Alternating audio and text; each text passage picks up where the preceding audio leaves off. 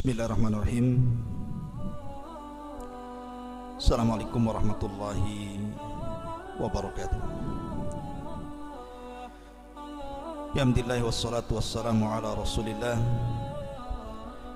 wa ala alihi wa sahbihi wa mawala wa la hawla wa la quwata illa billahi wa ba'du. Qala Allahu azza wa jalla ya ayyuhalladzina amanu taqullaha haqqa tuqatih wa la tamutunna illa wa antum muslimun. Wa qala sallallahu alaihi wasallam man salaka tariqan yaltamisu fihi ilma sahhalallahu bihi tariqan ilal jannah. Ma'asyiral muslimin yang dimuliakan Allah Subhanahu wa taala, alhamdulillah di malam hari ini kita kembali duduk untuk bertalabul ilmi, dan kita lanjutkan kajian kita masih membahas tentang kehebatan kalimat Iqra diambil dari tafsir suratul Alaq. Ma'asyiral muslimin yang dimuliakan Allah Subhanahu wa taala, kita tahu bahwa sebelum wahyu turun,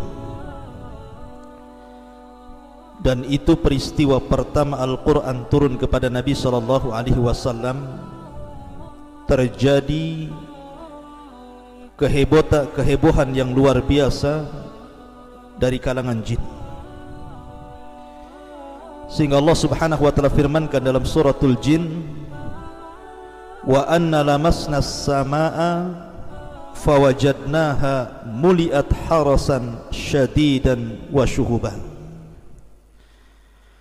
wa anna kunna naq'udu minha maqa'ida lis-sam'i faman yastami'il ana yajid lahu shihaban rasada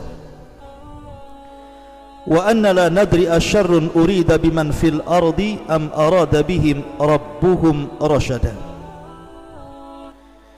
Dan bahwa kami bangsa jin berusaha untuk mengintip langit,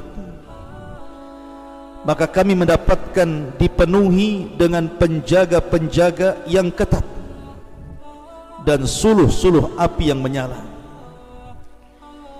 dan bahwa kami jin dahulu duduk-duduk di dekat langit, memiliki tempat-tempat pos untuk mendengarkan.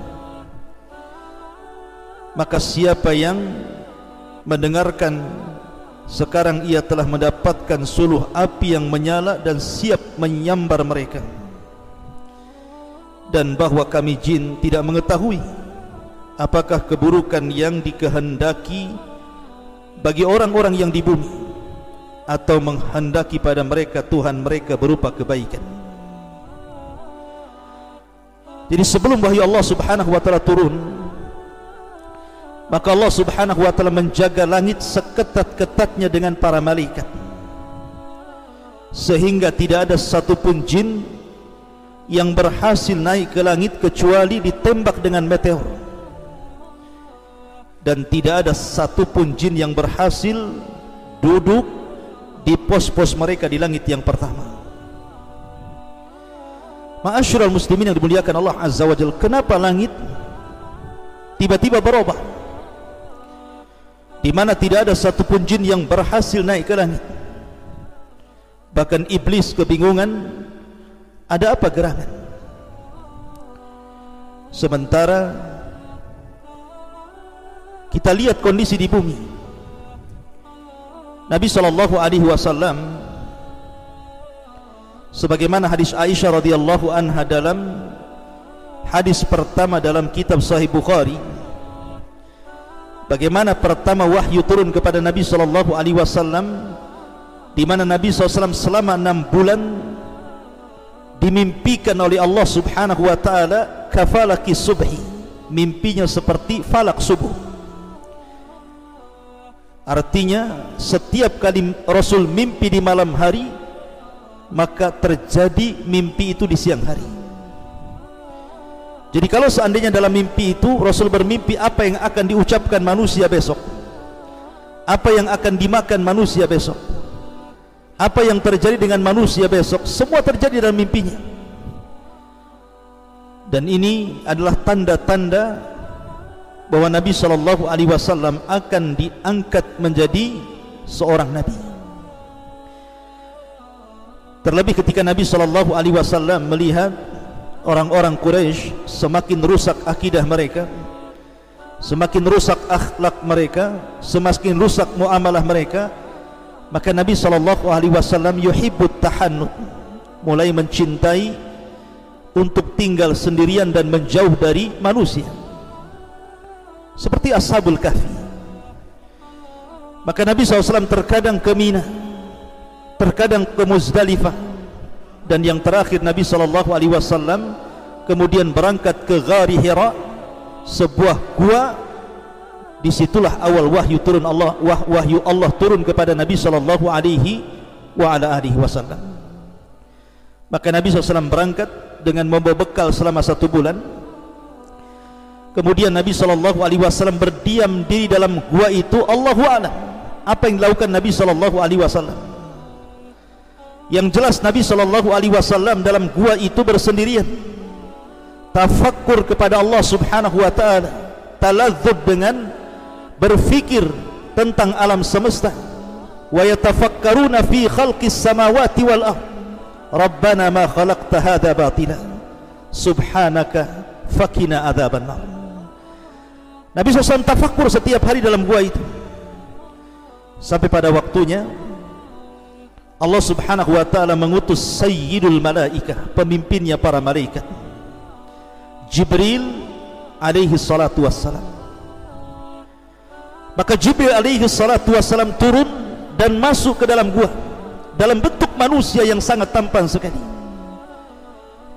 Tiba-tiba kemudian Jibril pun memeluk Rasul dari belakang seraya mengatakan, Iqra ya Muhammad. Maka Rasul SAW mengatakan, ma ana biqari. Iqra ya Muhammad, bacalah wahai Muhammad, seraya memeluk lebih erat lagi. Tapi Rasul mengatakan, ma ana biqari. Sampai 3 kali Jibril mengatakan Iqra, sehingga pelukan Jibril menyesakkan dada Nabi dan Rasul bercucuran keringat di dahinya. Iqra ya Muhammad. Maka Rasul SAW mengatakan, ma ana biqari. Maka Jibril alaihi salatu wassalam mulai mentalkinkan, Iqra bismi rabbikal ladzi khalaq khalaqal insana min 'alaq Iqra wa rabbukal akram alladhi 'allama bil qalam 'allamal insana ma lam ya'lam. Maka turunlah 5 ayat permulaan dalam suratul Alaq, di mana Nabi SAW didaulat ketika itu menjadi seorang nabi, persis seperti Nabi Musa alaihi salatu wassalam. Ketika Nabi Musa alaihi salatu wassalam membawa keluarganya dari Madian menuju Mesir, tiba-tiba kemudian api atau obor yang dibawanya kemudian padam. Kemudian dari kejauhan dia melihat ada api yang berasal dari pohon. Maka Musa pun mendekati pohon. Semakin dekat semakin besar api itu, semakin dekat semakin besar api itu.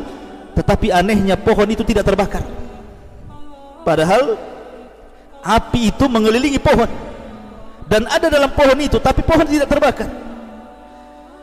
Tiba-tiba Allah Subhanahu wa ta'ala berfirman di balik api itu, innani anallah, sesungguhnya saya adalah Allah. Kemudian dia berdialog dengan Allah Subhanahu wa ta'ala, sehingga resmilah Musa didaulat menjadi seorang nabi. Lalu apa bedanya turunnya wahyu kepada Rasul dengan turunnya wahyu kepada Musa, di mana kedua-duanya awal acap pertama kali Allah menurunkan wahyu dan diangkat keduanya menjadi nabi? Perbedaannya, kalau Musa alaihi salatu wassalam berdialog dengan Allah tanpa perantara Jibril, dari sini disematkan kalimat Kalimur Rahman. Makanya Musa disebut Kalimur Rahman.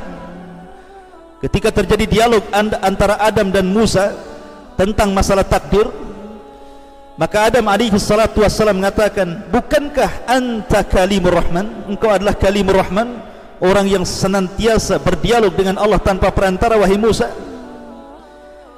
Tapi Nabi SAW ketika mendapatkan wahyu pertama lewat perantara Jibril. Jibril turun.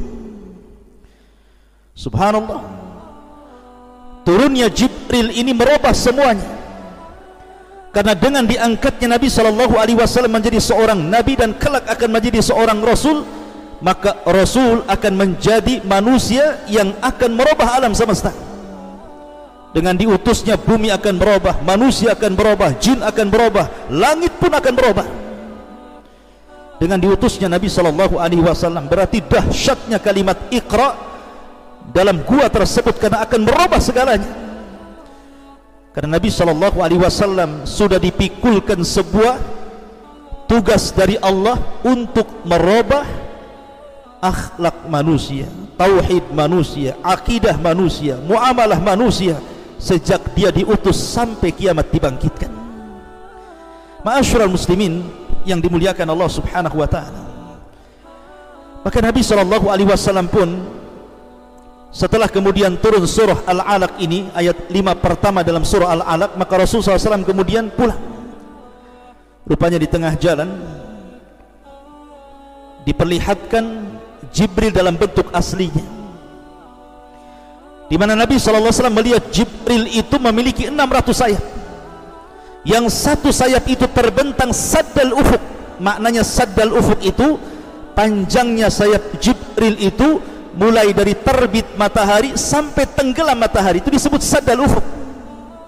Jadi kalau kita melihat ke depan sayap Jibril, ke belakang sayap Jibril, ke samping kiri kanan sayap Jibril, seolah-olah langit ini ditutupi dengan sayap Jibril. Gimana Nabi SAW tidak menggigil ketakutan melihat makhluk yang sebelumnya tidak pernah dilihatnya? Kemana-mana ada sayap Jibril, padahal itu baru satu tuh yang dibentangkan Jibril.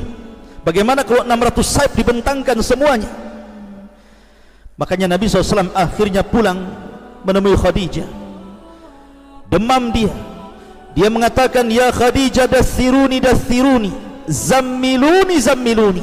Khadijah, selimuti aku. Aku sudah demam, menggigil ketakutan. Maka Khadijah adalah istri yang saleh. Maka Khadijah pun mengambil selimut, kemudian memeluk Nabi SAW, kemudian selimut pun dibentangkan di atas jasad Nabi SAW, sambil Khadijah kemudian berusaha untuk menenangkan Rasul dan mengatakan, ya suamiku, wallahi la yuhzikallahu abada, demi Allah peristiwa ini tidak mungkin menjadikan kau hina. Peristiwa ini tidak mungkin merendahkan dirimu. Innaka latasilur rahim, engkau ini orang yang suka menyambung silaturahim. Wa tuqrid dhaifa, engkau suka menghormati tamu. Kemudian juga membantu orang susah. Kemudian juga menolong para fuqara wal masakin, membela orang-orang yang perlu dibela, dan begitu seterusnya. Akhirnya sampai kemudian Nabi SAW merasa tenang. Tetapi Khadijah adalah istri teladan, tidak cukup sampai di sini, bahkan Khadijah berusaha untuk mencari solusi. Kata Khadijah, wahai suamiku, bagaimana kalau seandainya kita datang kepada ibnu ammi, anak dari pamanku, Waraqah ibn Naufal. Dia memiliki ilmu tentang Taurat dan juga Injil. Kita tanyakan kepada dia tentang peristiwa yang berlaku dengan dirimu. Akhirnya Khadijah pun membawa Rasulullah SAW menghadap Waraqah ibn Naufal.